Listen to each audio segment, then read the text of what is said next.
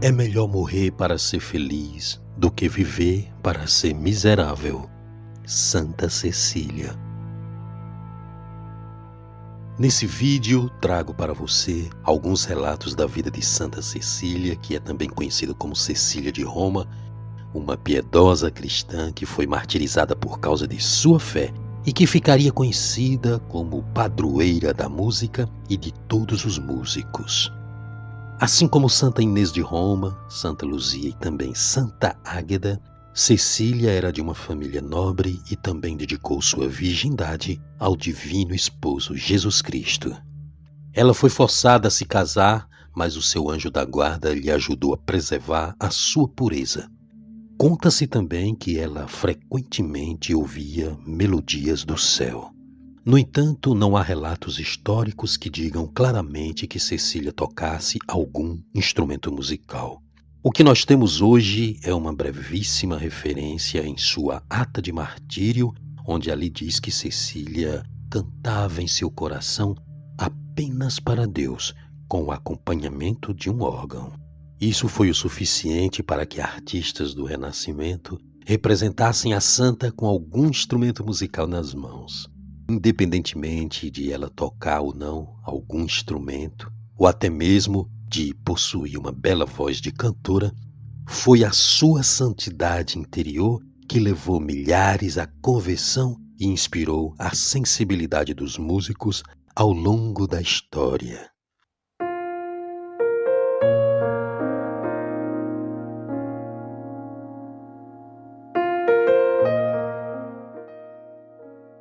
Cecília significa ligada ao céu. Ela foi um caminho seguro para os cegos, pois com seu testemunho inflamado pela caridade, ela foi um farol que brilhou com sabedoria e paz e que inspirou muitas almas no caminho da conversão a Cristo, tendo sido dessa forma um canal que revelou ao mundo o valor universal da devoção à castidade.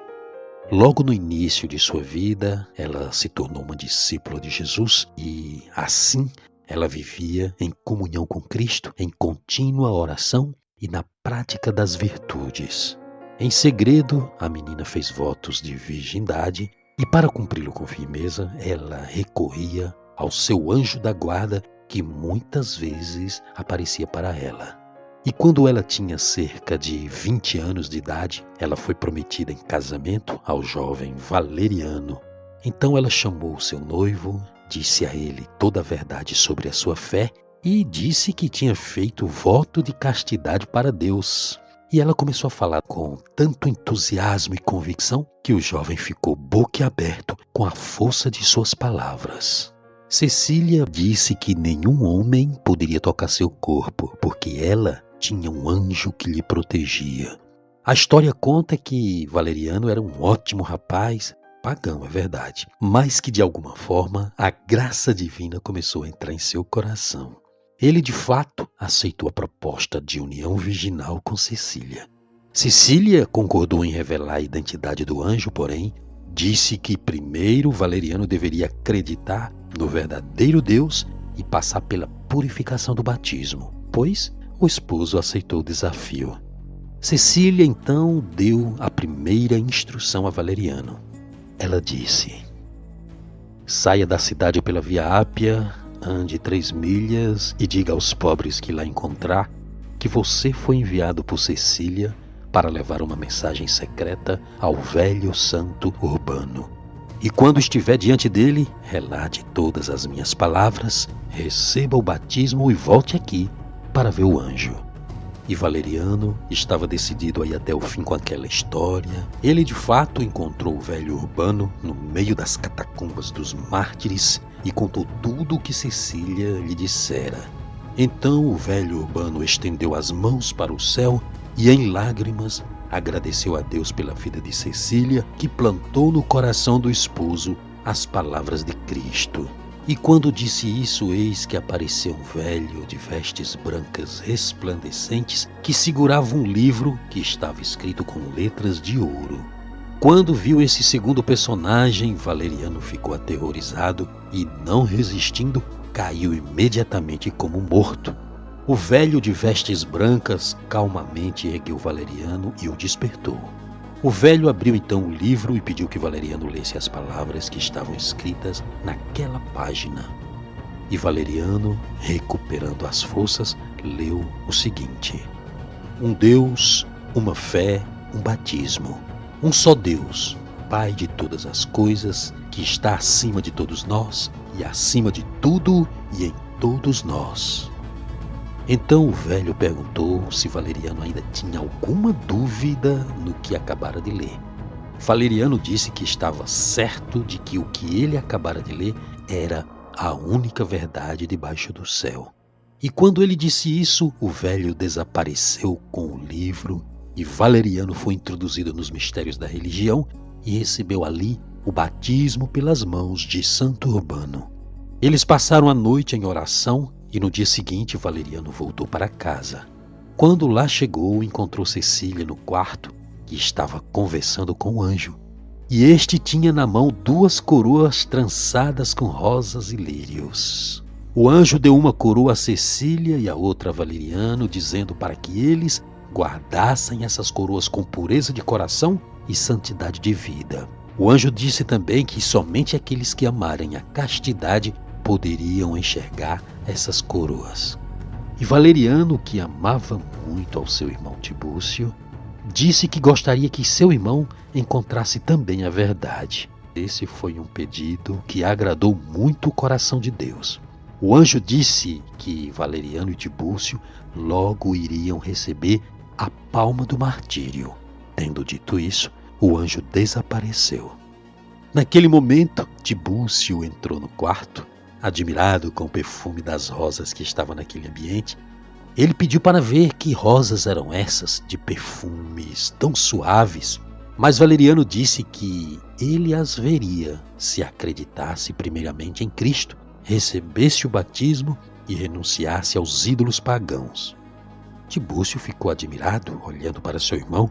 Então Valeriano contou ao irmão as maravilhas que tinha visto e depois o conduziu a Santo Urbano. E foi dessa forma que Tibúcio recebeu o batismo. E Valeriano e Tibúcio, juntamente com Cecília, correndo todos os riscos, saíam todas as noites para enterrar os cristãos que eram martirizados. E eles também aproveitavam para levar comida e conforto aos fiéis que viviam escondidos nas catacumbas. Porém, os 2 irmãos foram denunciados, presos e condenados à morte. E antes da execução, Cecília foi visitá-los na prisão para encorajá-los a não desanimar, pois Deus estava com eles naquela provação extrema. Os 2 irmãos eram vigiados pelo carcereiro de nome Máximo, mas os 2 irmãos estavam dispostos a suportar agora a ignomínia e o sofrimento por causa de Cristo, para depois receber a glória e a recompensa eternas. Máximo estava verdadeiramente curioso para saber a respeito dessa glória eterna. Valeriano disse que se Máximo prometesse acreditar em Cristo, ele veria essa glória.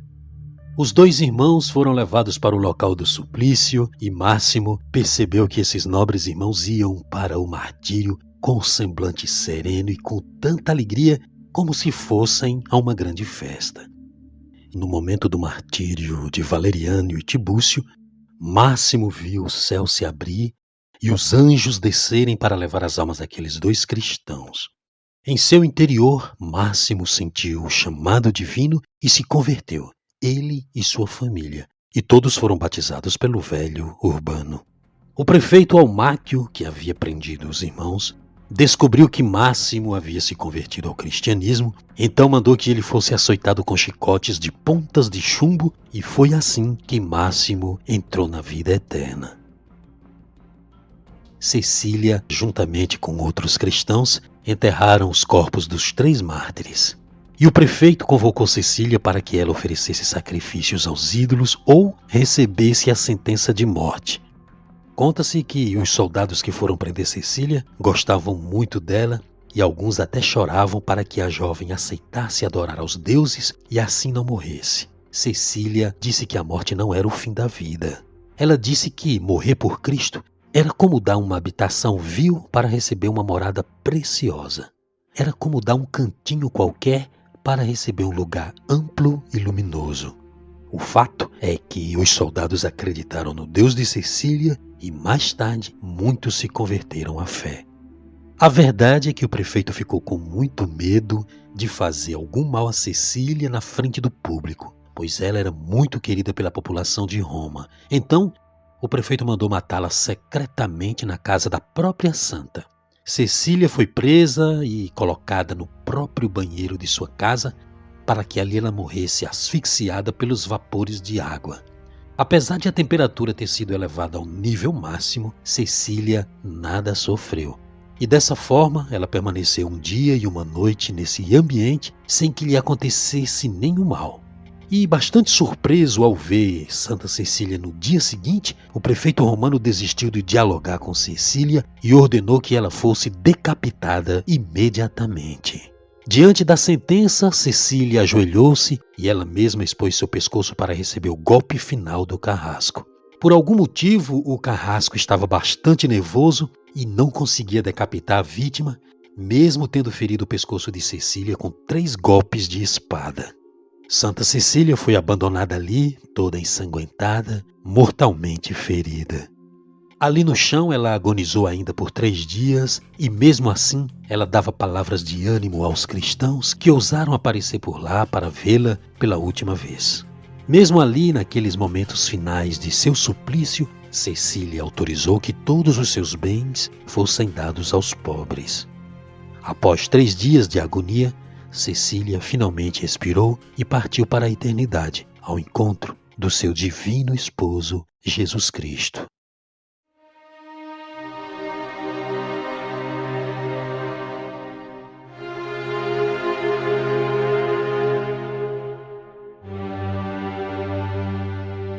No meio da noite, o velho santo urbano apareceu e levou o corpo de Cecília. Porém, o local do sepultamento foi ignorado por muito tempo, pois o velho urbano nunca revelou o local exato. Apenas no século IX, uma aparição de Santa Cecília ao Papa Pascoal I trouxe uma indicação para que encontrassem o caixão que guardava as preciosas relíquias da santa. O corpo da santa foi encontrado incorrupto e na mesma posição em que tinha sido enterrado. Ao lado do corpo de Cecília estavam os corpos de Valeriano, Tibúcio e Máximo. E foi baseado na descrição do Papa Pascoal I que o escultor Stefano Maderno reproduziu a imagem da santa em tamanho natural sobre um mármore. Na imagem, o escultor manteve a santa na mesma posição em que ela estava quando seu corpo foi descoberto. Santa Teresinha do Menino Jesus era uma grande devota de Santa Cecília e em sua autobiografia Teresinha escreveu: "Eu senti por ela mais que uma devoção. Eu senti uma verdadeira ternura de amiga e ela tornou-se a minha santa predileta e minha confidente."